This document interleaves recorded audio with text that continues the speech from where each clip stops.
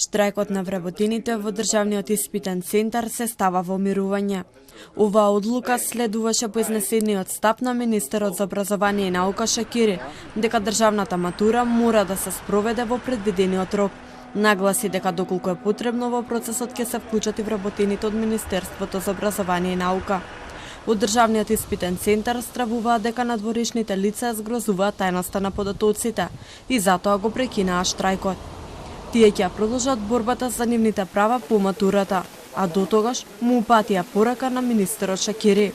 Вашите досегашни обиди за решение на проблемот, а со тоа и ветувањата кои им ги дадовте на матурантите во медиумите се спротивни на одредбите на правилникот за процедури за тајноста на подготовката, печатењето, дистрибуцијата, чувањето и оценувањето на испитниот материјал, донесени од министер за образование и наука од 31.3.2014 година.